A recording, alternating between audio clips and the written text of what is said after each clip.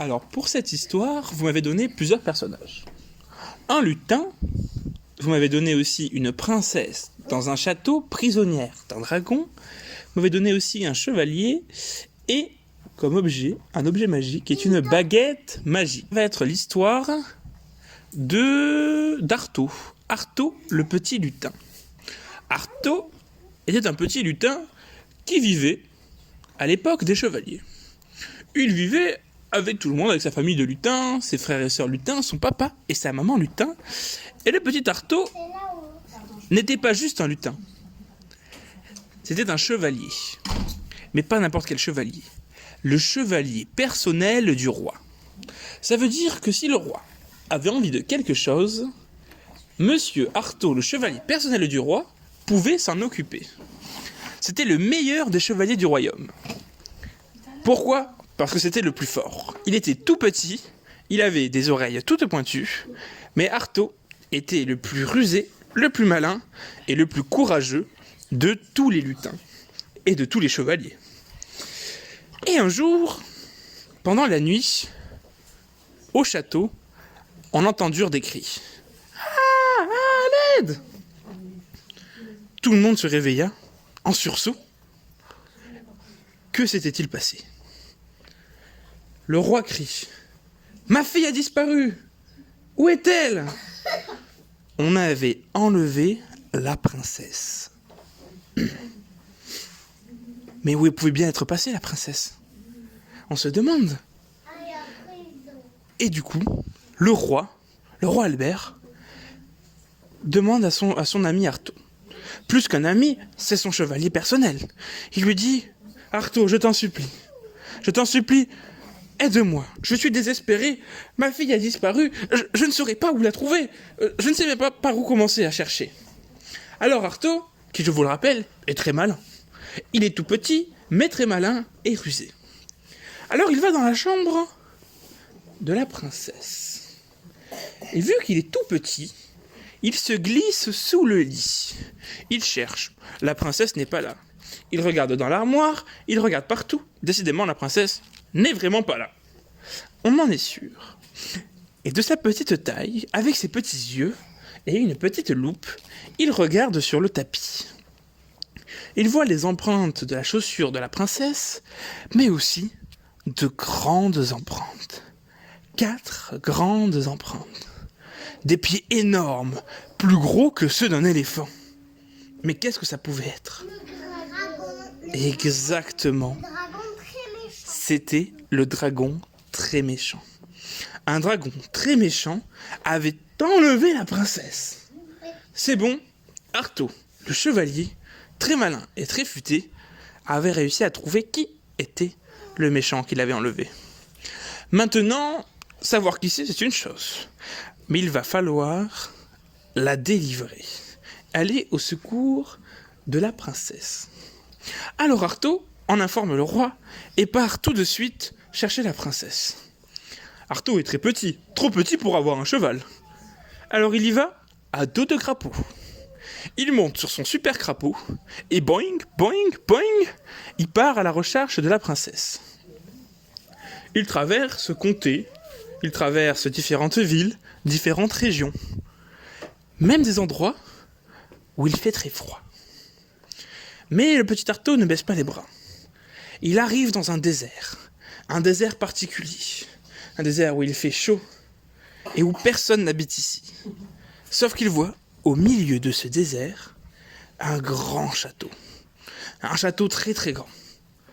Plus grand que le château des humains. Car ce n'était pas le château d'un humain. C'était le château d'un dragon. D'un grand dragon. Il entend le bruit du dragon. Oh, mais c'est le plus courageux des chevaliers du royaume, je vous le rappelle. Il ne peut pas avoir peur. Alors qu'est-ce qu'il fait ? Il décide, toujours sur le dos de sa grenouille, d'aller vers ce château. Il prend son courage à deux mains, il prend sa petite épée, et il charge. À l'attaque ! Le dragon l'entend, et d'un coup d'aile, il envoie valser le chevalier Arto. Aïe aïe aïe, premier échec. Là où tout le monde pourrait se dire « Bon, je n'ai pas réussi, je vais m'arrêter là ». Artaud ne se dit pas ça. Il se dit que c'est pas grave. Maintenant, il a appris quelque chose. Il n'a pas perdu, il a gagné. Car il sait qu'il ne peut pas attaquer comme ça. Alors il tire le son de son échec et il décide de retourner à l'attaque. Mais cette fois, il attend la nuit. Car la nuit, on ne voit rien dans le noir. Alors Artaud décide de descendre de son crapaud. Il marche avec ses tout petits pieds, avec ses tout petits souliers, sans faire le moindre bruit. Et il arrive à se glisser jusqu'aux portes du château. Mais les portes sont fermées. Alors il décide d'escalader. Il lance une petite corde. Hop, elle passe de l'autre côté de la muraille. Alors il grimpe avec ses petits pieds et il arrive en haut de la muraille. Et là il voit une grande tour, très très haute. Et en haut, il doit y avoir la princesse. Mais au-dessus de cette tour, il y a surtout un très méchant et très très gros dragon qui dort. Il dort et il ronfle très fort. Très fort. Mais Artaud n'a pas peur. Car Artaud se rappelle de sa mission. Il doit sauver la princesse. Car s'il ne la sauve pas, le roi sera malheureux. Et chaque papa a besoin de son enfant. Alors, il part à l'aventure. Toujours convaincu qu'il va réussir, il ne baisse pas les bras. Il ne se démotive pas. Et il y va. Il monte les escaliers. Des escaliers qui étaient très grands pour lui. Car je vous rappelle qu'Artaud est un petit lutin. Alors il monte les petits escaliers avec ses petits pieds. Pouc, pouc, pouc, pouc, pouc, pouc, pouc. Encore. Et encore. Et les escaliers paraissent grands, très très grands. Mais il continue. Il ne baisse pas les bras. Et il arrive en haut. Il ouvre la petite porte qui grince. Et là, il voit, sur un lit, la princesse qui dort. Alors il s'approche, il réveille doucement la princesse. « Princesse, princesse, votre père m'a envoyé vous chercher. Je suis là. Oh, merci d'être venu à mon secours. Mais je suis attaché. Il y a une chaîne accrochée à moi et il faut une clé pour ouvrir le cadenas. »« Oh, mais où est cette clé ?» dit Artaud. La clé était au cou du dragon. Oh là là, comment va-t-il faire? Artaud réfléchit. Il réfléchit, mais il faut qu'il se dépêche, car le jour va se lever. Et si le jour se lève, le dragon pourra le voir, car le dragon ne voit rien du tout dans le noir. Alors il décide de sortir par la fenêtre et de monter sur le toit. Il est juste à côté du dragon. Il grimpe sur ses grosses écailles toutes chaudes.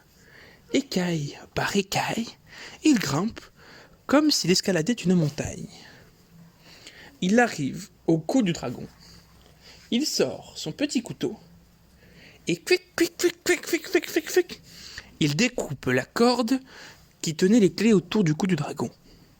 Il la découpe sans faire de bruit. Qu'est-ce qu'il est courageux ce Artaud quand même. Il la découpe, il la met dans sa poche et il refait le chemin en sens inverse. Toujours en faisant aucun bruit.